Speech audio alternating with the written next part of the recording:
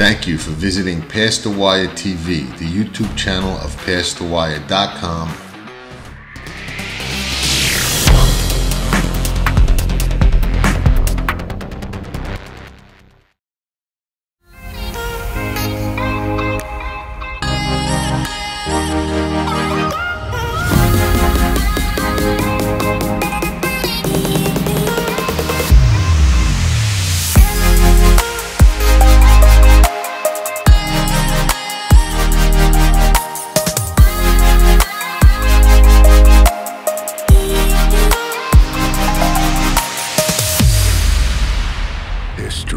Remembers moments of extraordinary strength, skill, and determination. True greatness is forged by those who fulfill their destiny.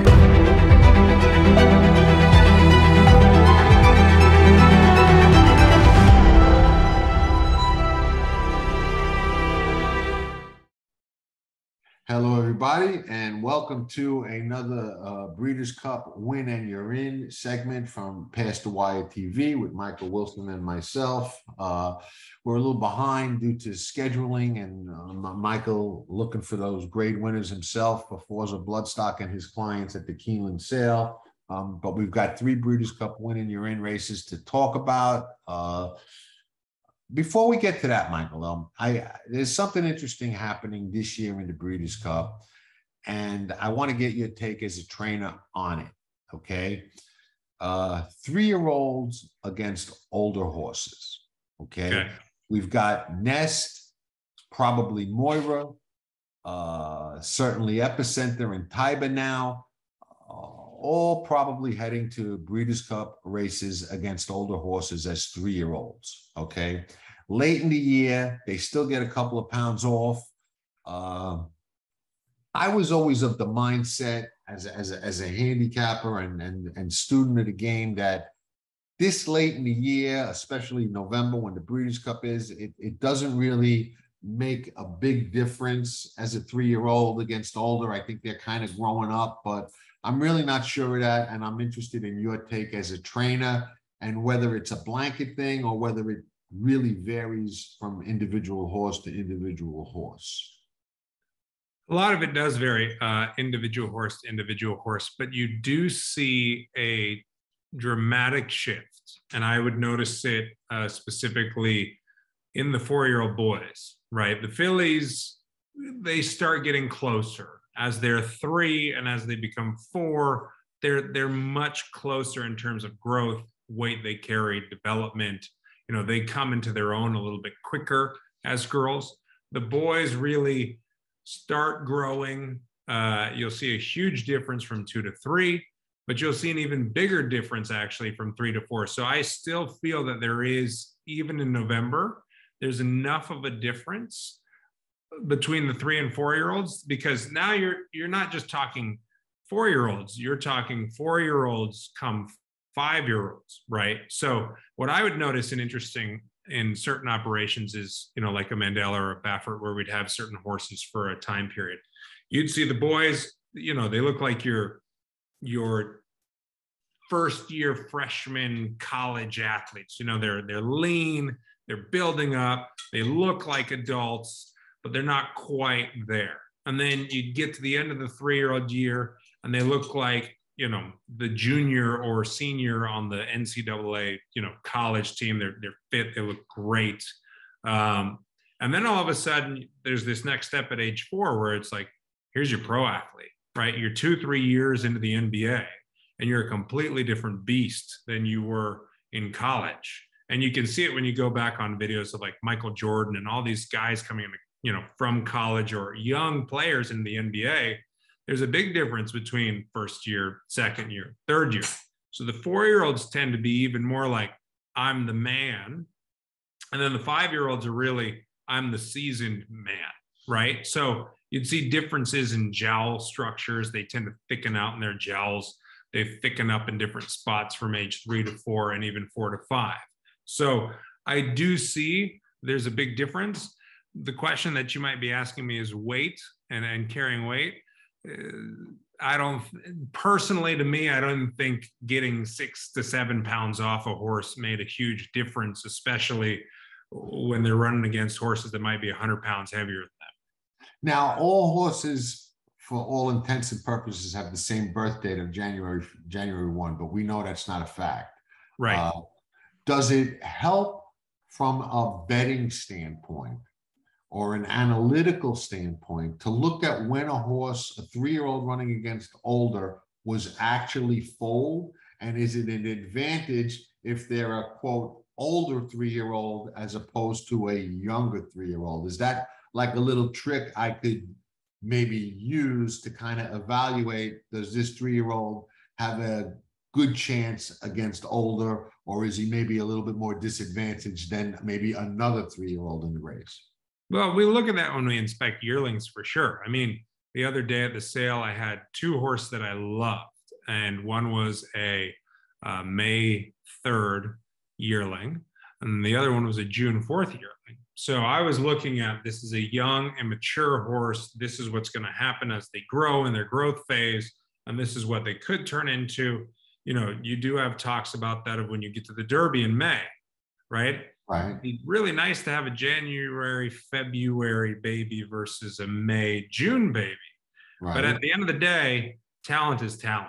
So you've got to look at that. So even though there might be a difference in physique and a difference in makeup and a difference in build, you look at 2 horses, and the 2 horses that stand out to me from this 3-year-old crop that I don't worry about them against older boys is Epicenter and Taiba.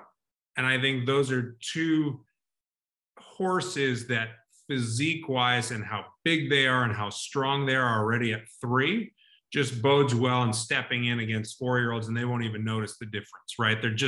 They're kind of still men amongst boys in those divisions. And, you know, but there's other horses, like, it's interesting. And I think he's a very good horse. I might've knocked him earlier in the year, Cyberknife, but Cyberknife he's a leaner, kind of narrower type of horse compared to some of the others. Like when I watch the horses come in for the Travers, he's got talent, he's got ability, he's not as robust and strong. Epicenter just looks like a monster, like a bull. Right. and then you've got Taiba, who's this bigger, and we talked about him early when we did our Derby thing, you know, months ago, and said this horse late in the season is going to be something to really, you know, you really need to pay attention to this horse. Right. So yes, do I think that there are certain 3-year-olds and types that will immediately walk in against 4-year-olds and be fine? Absolutely. But it's the same thing. If you're an elite athlete, you're an elite athlete. Doesn't matter how old you are. So I think talent tends to go forward and speak for itself as well. And that's my takeaway from that then, as you know, from a betting perspective. Talent is talent. You said it. Yeah. You know? And so it's a great equalizer. So yeah, like Tiz Now is great at 3. He was great at 4. You know, same thing with Giants Causeway. He was a 3-year-old when he ran 2nd in the Breeders' Cup Classic. Yes. Where Flu Peg didn't show up that day, but you know, it's the same thing. Talent, to me, races are run off of talent and mental toughness. So that all moves forward. Well, we got 3 horses that earned their way into the Breeders' Cup by way of wins at Woodbine, which I happen to consider a very good turf course to prep horses on, and for them to come off and run well on other turf courses, as I do with Kentucky Downs. Woodbine and Kentucky Downs are both courses I like horses coming off of. You don't like the Churchill Downs turf course? Well, it's pretty good. The new one, I'm not sure. I'm not sure that's turf. I think it's a good prep for the classic. I think whatever runs on that turf course. I'm not sure that's turf, but I don't know. So we'll see. Good thing the Breeders' Cup is not at Churchill Downs this year, because we'd have trouble running those grass races. But last call, Mysterious Night, Modern Games. Mysterious Night and Modern Games both hail from the Godolphin stable, which is having another banner year. Charlie Appleby seems to really have taken that already enormously successful outfit to even a higher level than they were at. He really has. But let's start at the top. Let's start with Modern Games, who's already a Breeders' Cup winner in a controversial race where they had an incident at the start, but doesn't affect his resume whatsoever. I mean, I don't think he could have been any more impressive at Woodbine than he was. I think it's quite obvious he's a major player in the mile and has an excellent chance of becoming a two-time Breeders' Cup winner. I can't find anything about him to knock, and you know, I would even say that it looks like he was really brought along during the course of the year with the Breeders' Cup in mind, that he's now sitting on his peak race. I don't know that that was Appleby's plan, and I don't know that, you know, it just fell together this way, or you know what really happened. There was one race he ran this year where I thought he looked a little flat. I think it was the right time he ran in France. I'm not sure, but other than that, he's just, you know, looks like he's really getting really good at the really right time. I mean, as you said, he won the Breeders' Cup last year. The talent has continued and carried forward. Very interesting horse, and we talked about it in a couple other shows when we're discussing turf races and Kentucky Downs and how that's going to bode. And we all said, when the Euros come over, our American division this year is hugely soft, and I think it was very much showed in both those races with Modern Games and then with Mysterious Night. I mean, both pretty much kind of just, you know, Modern Games just looked like he pushed a little turbo button and then left horses. You know, it looked like from the position that he was in that he might have to go fence. And the jock said, no, I'm going to swing wide. And, you know, if I lose momentum, and it looked like, well, heck, with that move, you might not make it. But right. Swung wide, turbo button was hit, accelerated away from horses, looked extremely impressive. And to me, that type of foot, turn of foot, not foot, because I don't know what his foot looks like, but turn of foot is deadly in the mile.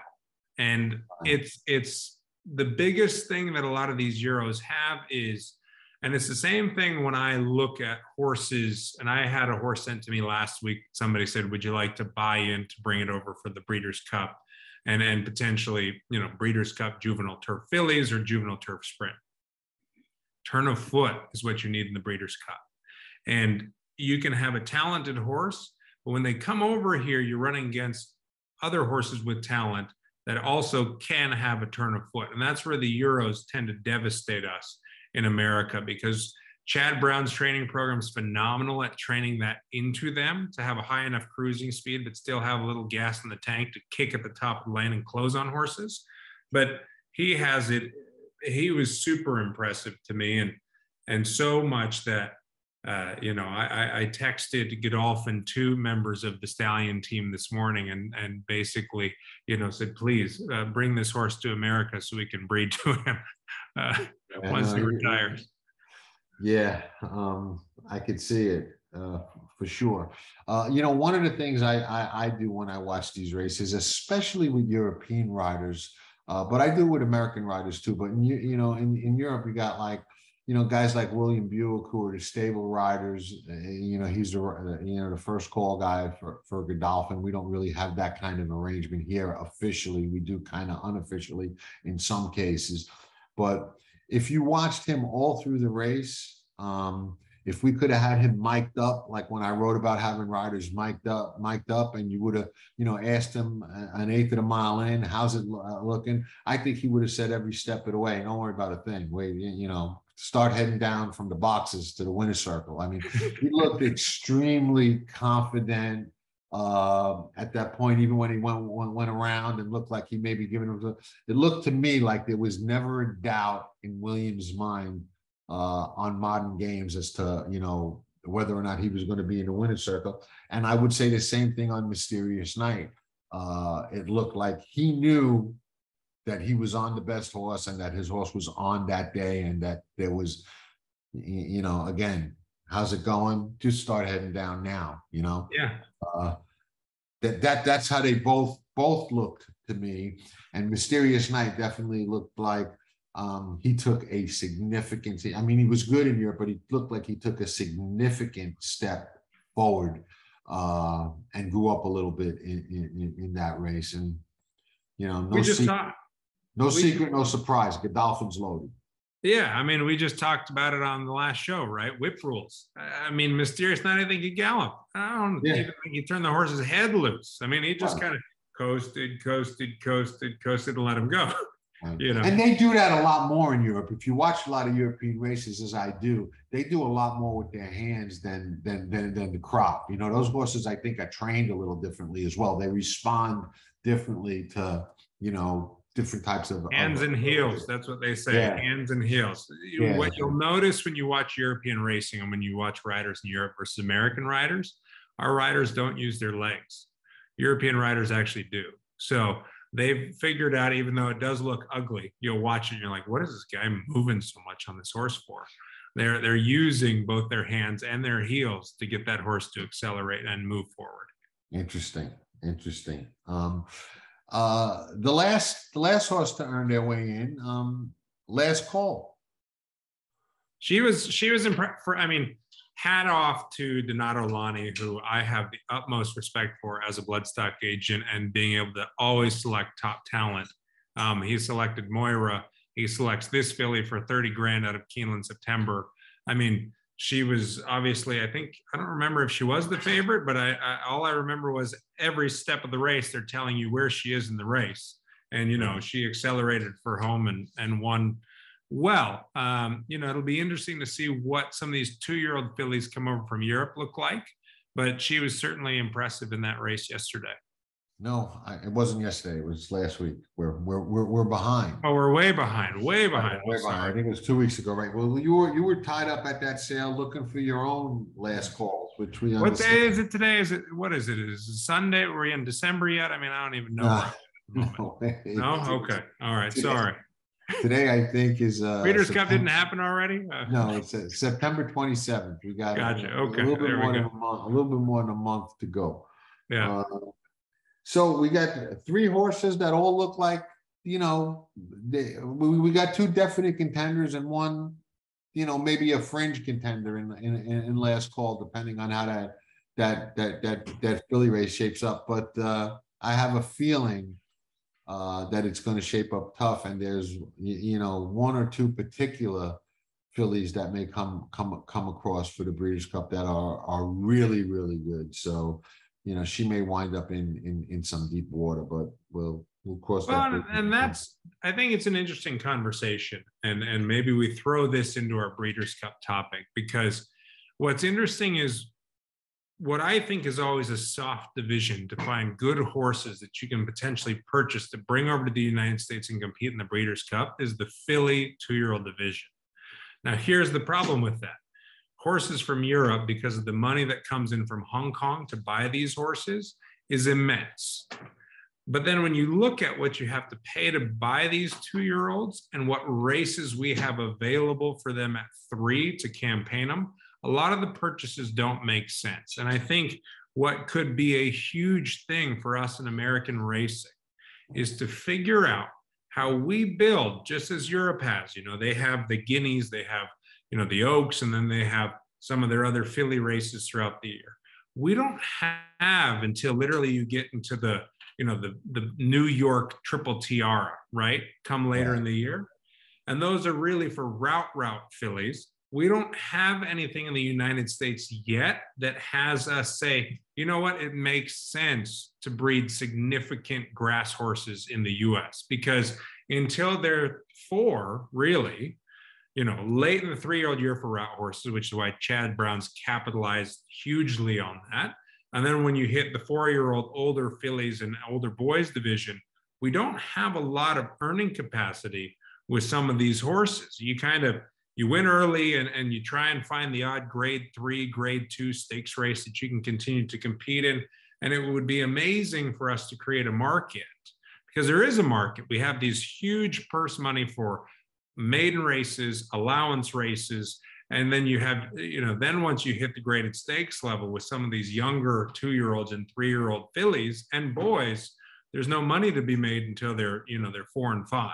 And so it'd be very interesting. And I think it would maybe bolster our American ranks of horses if we can create some more divisions that allow us to campaign good grass horses when they're younger in the United States. I like it. I like it for sure. We'll have to call Gulfstream. As long as they're not underwater, maybe Gulfstream can put together a carnival. A carnival series, yeah. Well, you never know. No, I think Gulfstream's going to be okay. I think it's the west side of the state that's in trouble today and tomorrow. I know Sappy's been wanting a swimming pool at Gulfstream. I was going to call him and say, you might be in luck. You might just get it if this storm goes the right way. That's true. I've seen Gulfstream flood to, But that's not a joke, because I've seen some of those horses swimming. Yeah, no joke. A couple of years ago. All right. Quick show. We've got a lot of breeder stuff coming up on Past the Wire and Past the Wire TV. We are going to be live on scene at the Breeders' Cup, and I guarantee you will see things on Past the Wire TV that you will not see or hear about anywhere else. You could take that to the bank. Our seminar information is up on the website. I'll put a link in the comments. A lot of really good breeder stuff coming along with all our other stuff, unfiltered. Fascinating topic this week, in my opinion. Thanks everybody for tuning in, and as always, ciao for now. See ya.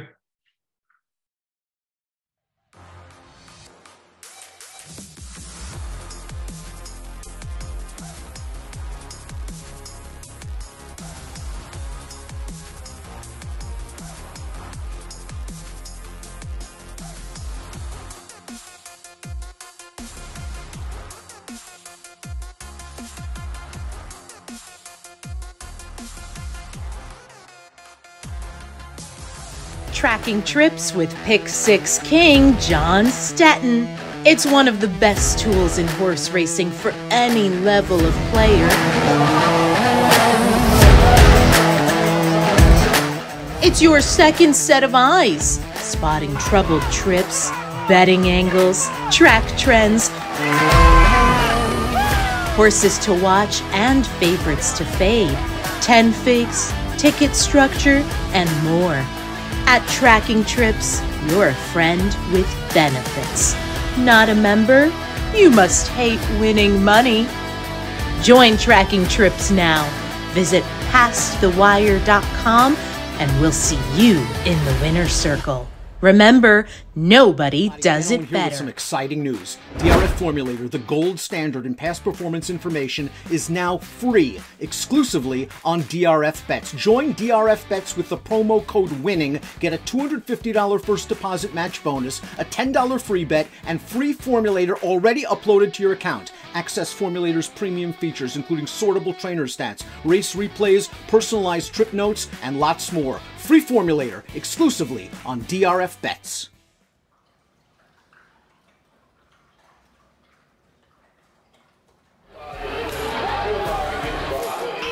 Nobody does it better.